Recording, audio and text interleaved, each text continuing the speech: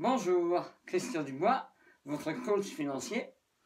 Aujourd'hui, nous allons regarder ensemble comment bénéficier d'un avantage fiscal important qui va vous permettre d'investir dans l'immobilier avec une aide importante de l'État.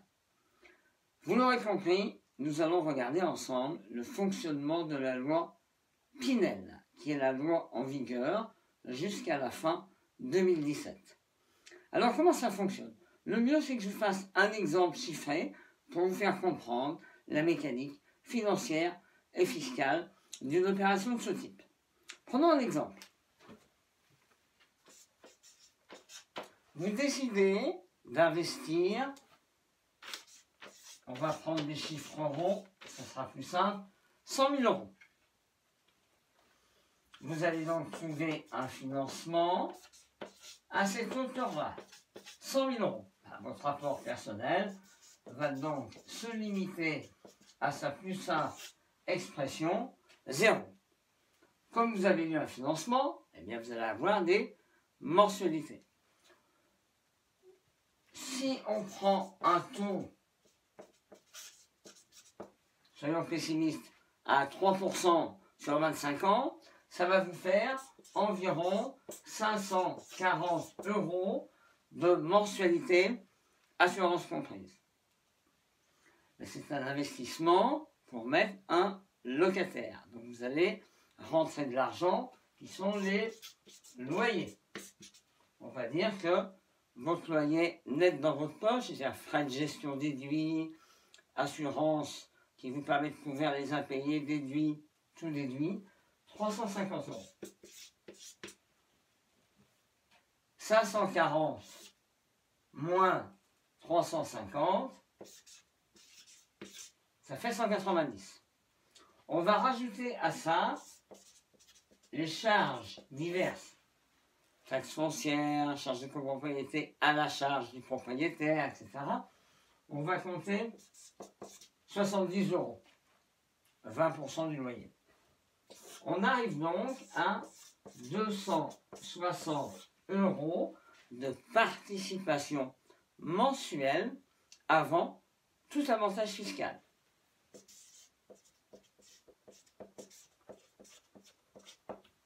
Ça veut dire que pour 260 € hors avantage fiscal, vous achetez un bien 100 000 €.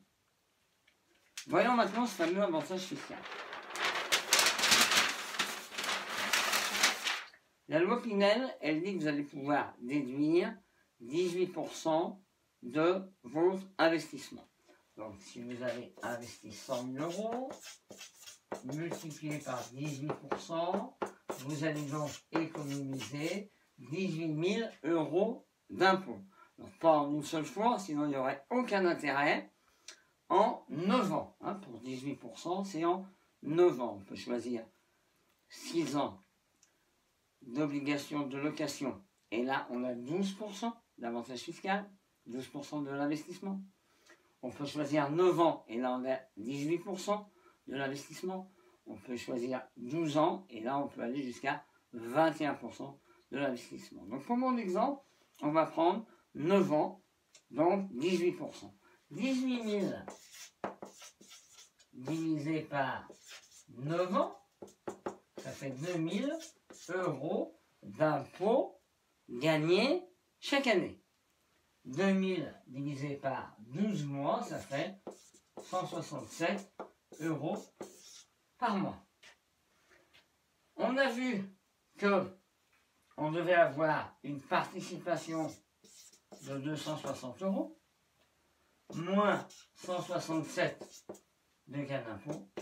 Moralité, avantage fiscal déduit, ça vous coûte 93 € pendant 9 ans. Si au bout de 9 ans, vous décidez de revendre votre bien, dans une hypothèse de revente égale au prix d'achat, pas de plus-value, soyons hyper pessimistes. Vous avez acheté 100 000, vous revendez 100 000.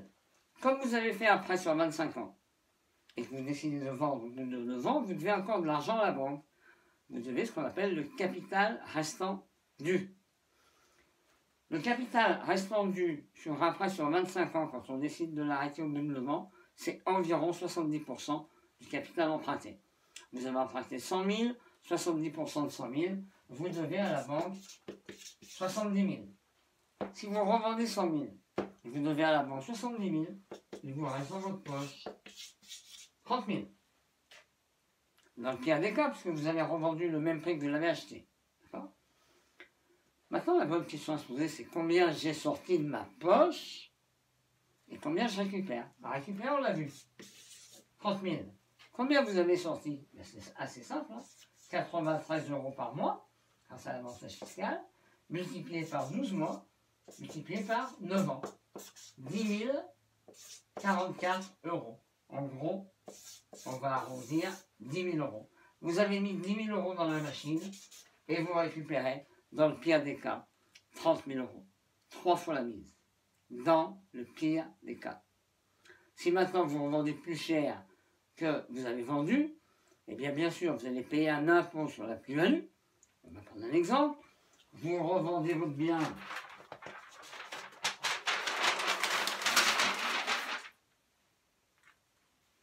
non pas 100 000, mais 150 000. Vous avez donc généré ce qu'on appelle une plus-value. La plus-value, c'est la différence entre le prix d'achat et le prix de revente. Si vous avez acheté 100 000 et que vous revendez 150 000, vous avez généré une plus-value de 50 000. Bien entendu, il y a des abattements selon la détention, la durée de détention du bien. On ne va pas rentrer dans le détail. On va dire qu'il n'y a pas d'abattement et que l'État va donc prendre un impôt sur la totalité de la plus-value. Impôt plus CGCADS, on va arriver en gros à un tiers, c'est-à-dire 18 000 € que vous allez payer à l'État. Est-ce que c'est grave?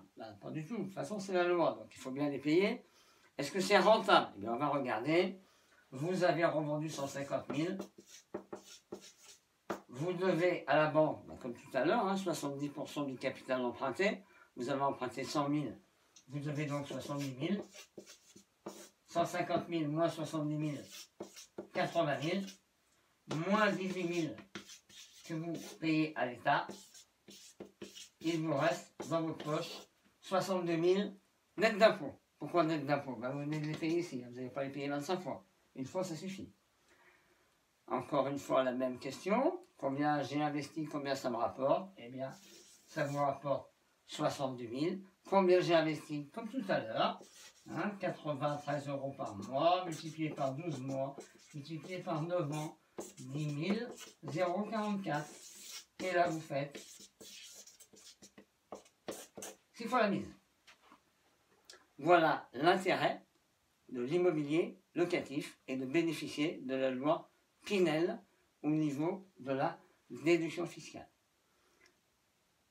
Bien entendu, il y a des choses où il faut faire attention au niveau de l'emplacement, au niveau du financement. On rentrera dans le détail une autre fois.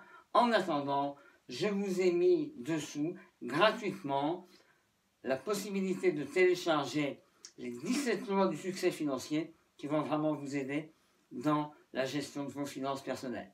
Je vous souhaite une agréable journée et à bientôt. Au revoir.